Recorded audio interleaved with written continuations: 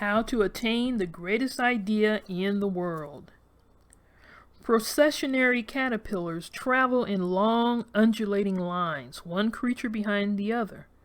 Jean-Henri Fabre, the French naturalist who died in 1915, once led a group of these caterpillars onto the rim of a large flower pot, so that the lead caterpillar actually touched the last caterpillar in the procession, forming a complete circle. In the center of the flower pot, Fabre placed pine needles, a main source of food for each creature. With an ample supply of food close at hand and plainly visible, for 7 days and nights the caterpillars circled the flower pot until they died from exhaustion and starvation. Why? Because these mentally programmed creatures refused to veer off the beaten path. People often behave in a similar way. Habitual patterns and ways of thinking become deeply established, and it seems easier and more comforting to continue these thought patterns than to cope with change, even when change represents freedom and achievement.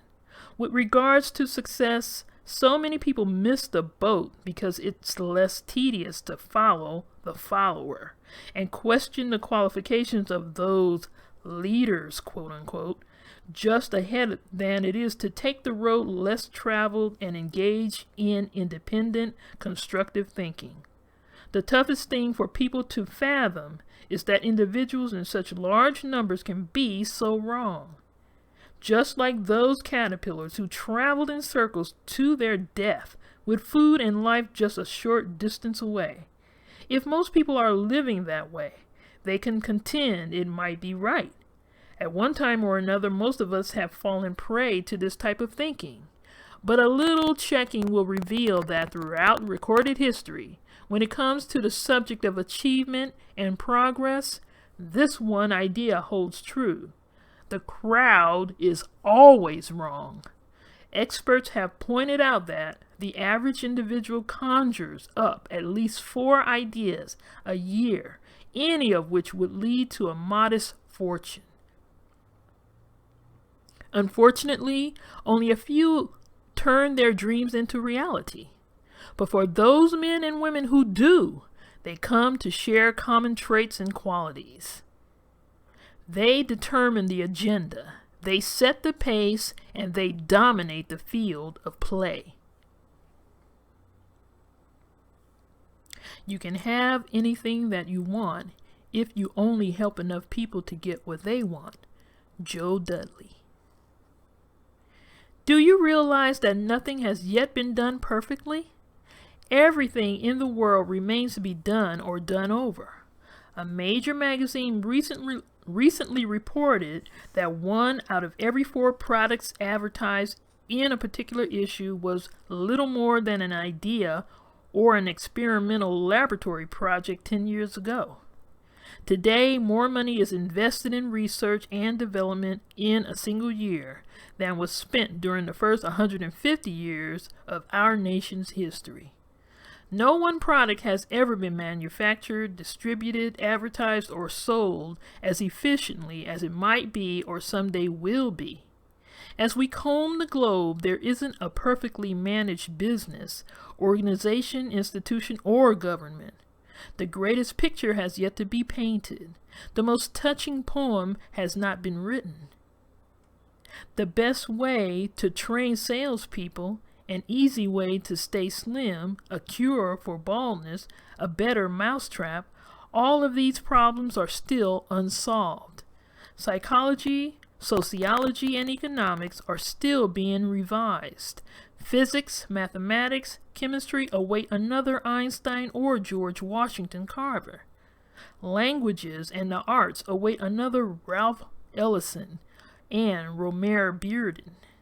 Nothing is known completely and positively. Nothing has been done finally and right. Everything changes. So the world waits and then moves forward in surges as here a man and there a woman makes a fresh and daring discovery or proposes some bold new idea. Most of these contributions to social and scientific progress come from creative individuals who have the courage and strength to challenge and break the bonds of conventional, routine thinking. In this swift moving world, there is tremendous opportunity for the man or woman who will use more of his or her mental powers. Begin now to use your mind to think about those things that can be done or need to be done. Ask yourself the following critical questions. How can I improve myself so that I can become a better person? How can I get along better with my customers, colleagues, friends, and family? What can I do to increase my value and advance faster in my organization? How can I generate new ideas for advancing my profession or improving my business or industry? By asking these questions, you're taking the vital early steps in the creative process. You're beginning to exercise your mind and put your creative powers to work. As you search for new answers, you begin to add zest and interest to your life. You'll feel transformed, revitalized, and renewed with a newfound energy. Yes, you have a gold mine between your ears, but you must dig out that rarest of all precious gems, your creative genius.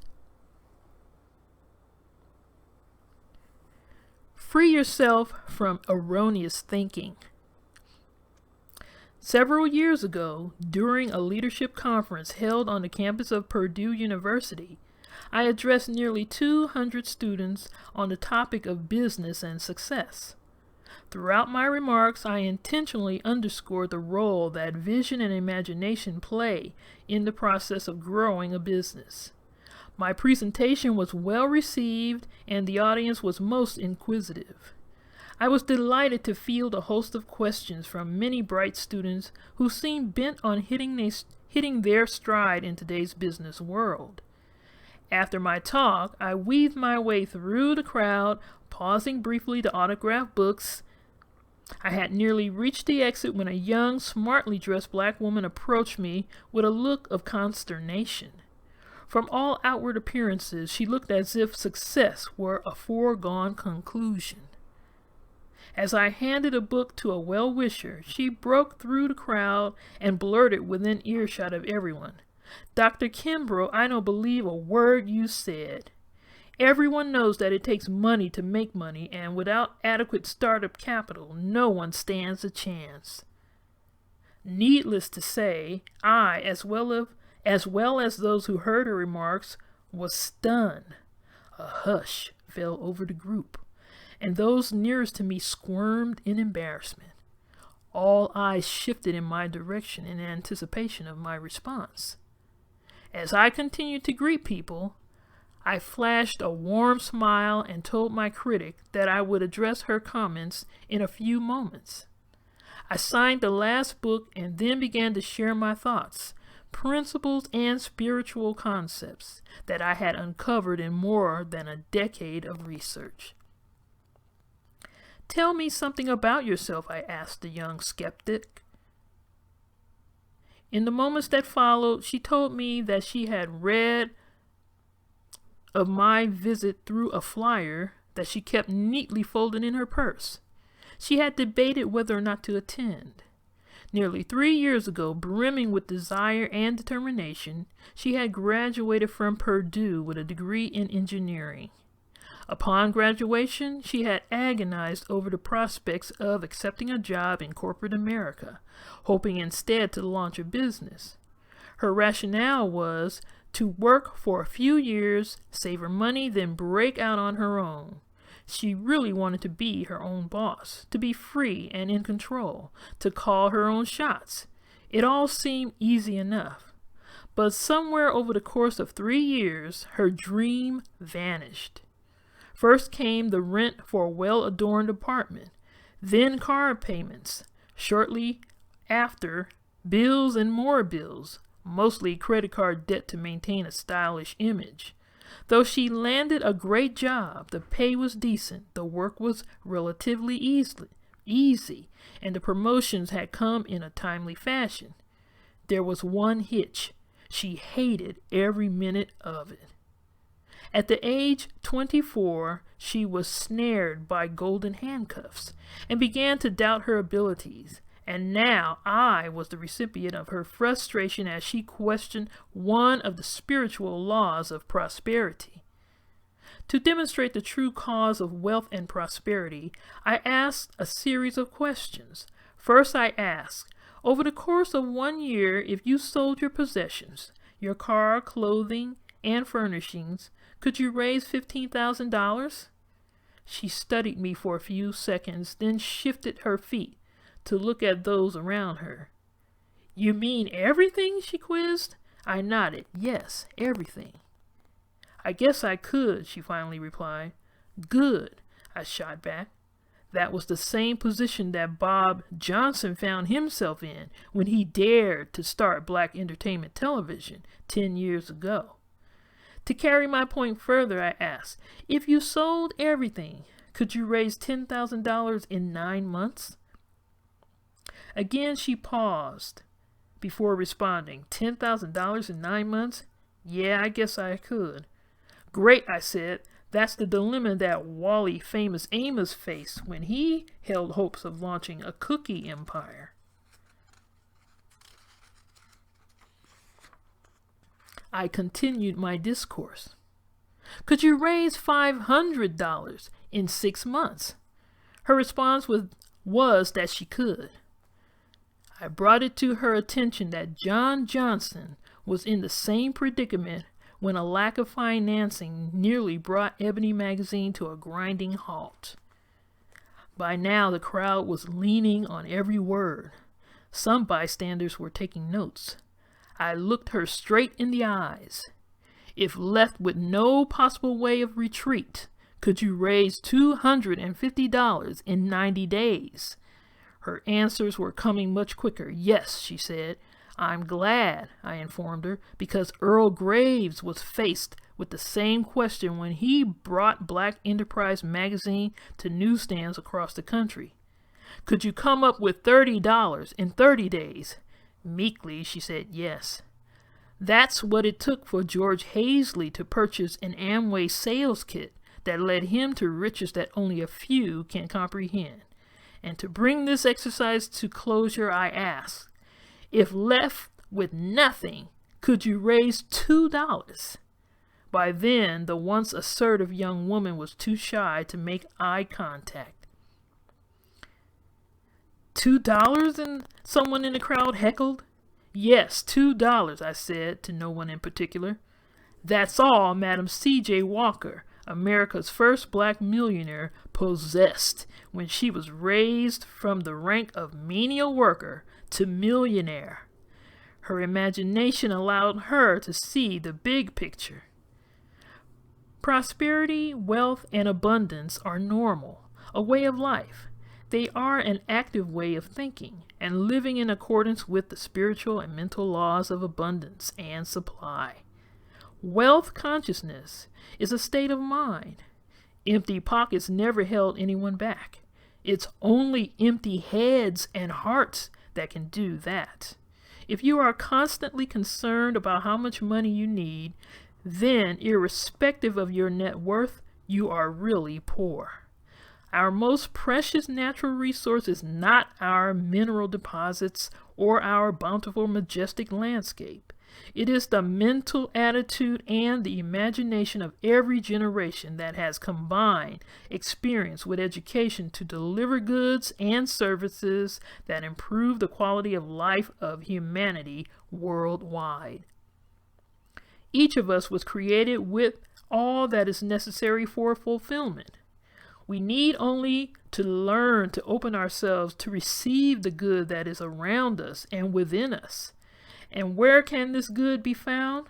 Within our imagination. Prosperity is a spiritual idea.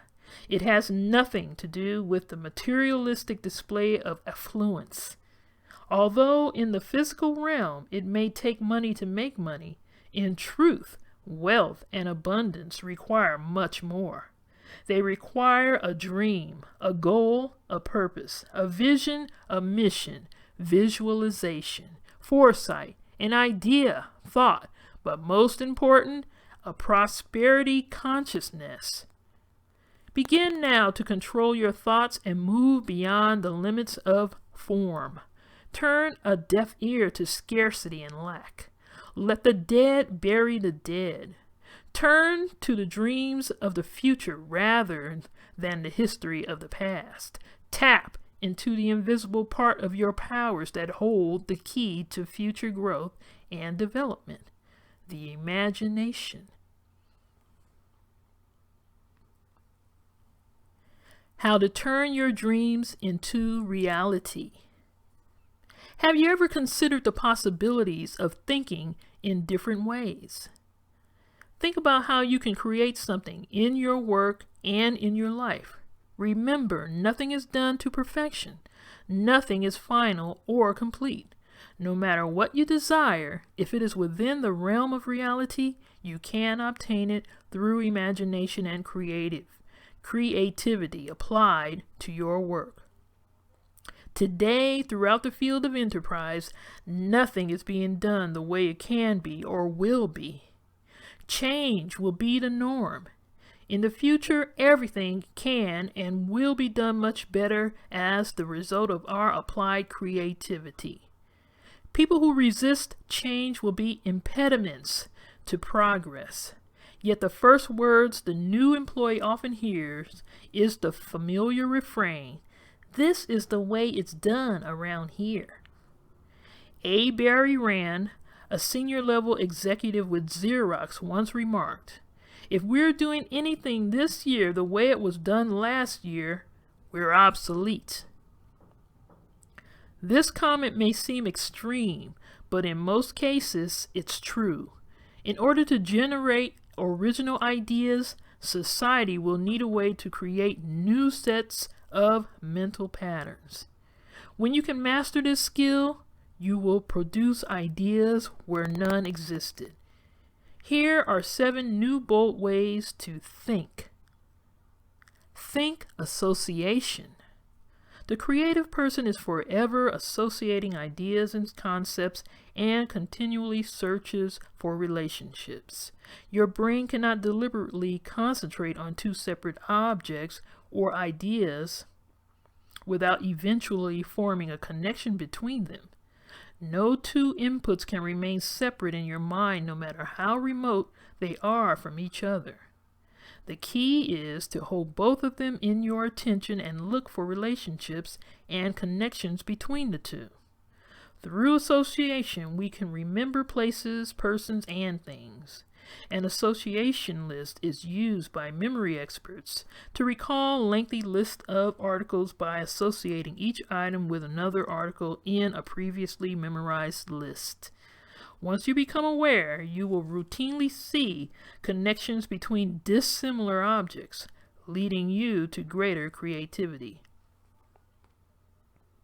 Think combination. Almost everything in nature, including you, is a combination of elements. Water is a combination of hydrogen and oxygen. A simple pencil is a combination of wood, carbon, rubber, paint, and metal. Other examples include ham and eggs, pie a la mode, franks and beans, the mobile phone. Imagine someone conceived the idea of combining music and comedy. As a result, the musical comedy was born. As African Americans, we are a combination of 2 of the greatest countries and cultures known to mankind. By uniting the mundane or common into a new product or service, you can create a number of useful ideas. Everything you see, hear, touch, taste, or smell offers opportunity to consider new combinations. And that is, as African Americans, we are a combination of 2, the greatest country and the greatest continent. I just had to make that correction. Think adaptation. Somebody thought creatively when either he or she adapted airplane seatbelts for use in the automobile. The phonograph record and motion picture, originally developed for entertainment, have been adapted for teaching and education. Throughout the remainder of the decade and beyond, we will see the result of individuals thinking adaptation and coming up with ideas worth millions of dollars. Why couldn't one of these people be you? The only limit to what you can achieve by adapting old products to new uses and old methods to new applications is the limit to your own creativity. Think substitution. When you think substitution, ask yourself how you might substitute a different material or procedure for the one currently being used. For example, with many industries, plastic is substituted for wood and metal. Stainless steel is a substitute for other metals.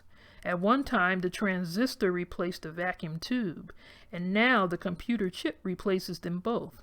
In short, don't assume that anything is indispensable. Feel free to substitute.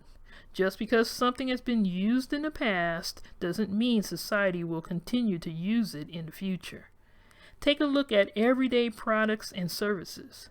Perhaps there is a substitute that will work better or last longer or cost less or be more durable and so forth. Think substitution. Think big. Think bold. Think no limits. Think big. Picture a skyscraper, jumbo jets, giant soft drinks, large economy-sized products. What do they have in common? They are of greater benefit because they were made larger. By increasing size, you add value as well as possibilities. On the other hand, think small. Consider the solar battery, the transistor, the compact car, the palm-top computer, or a Sony Walkman. What do you work with that could benefit others if it were made smaller? Think rearrangement. That is, shift things around, turn products or concepts upside down, inside out, reverse order, rearrange things. For example, just imagine when fashion designers had the audacity to place mink on the inside of coats, all the warmth, luxury, and status of a full-length mink in a casual coat. Consider the running shoe. In a world that values its leisure time and relaxation, people now wear a shoe specifically geared for physical activity, effort, and sweat. Think rearrangement. What ideas, services, or industries could benefit from this type of thinking? What can you turn around, shift, alter, modify, revolutionize, or rearrange? Salespeople use these creative techniques to discover new applications for products and new ways of emphasizing customer benefit. The opportunities are endless. If you want to spur your mind in a new direction, think association, combination, adaptation, substitution, magnification, minification, and rearrangement. If you force yourself to think in these 7 creative ways, you will be amazed by the ideas you develop. This type of thinking increases the scope of your mind power, enabling you to move closer to realizing your full potential. Your mind has an infinite variety of things it can do and an infinite capacity for work. Allow the mastermind to help you conceive the greatest ideas in the world.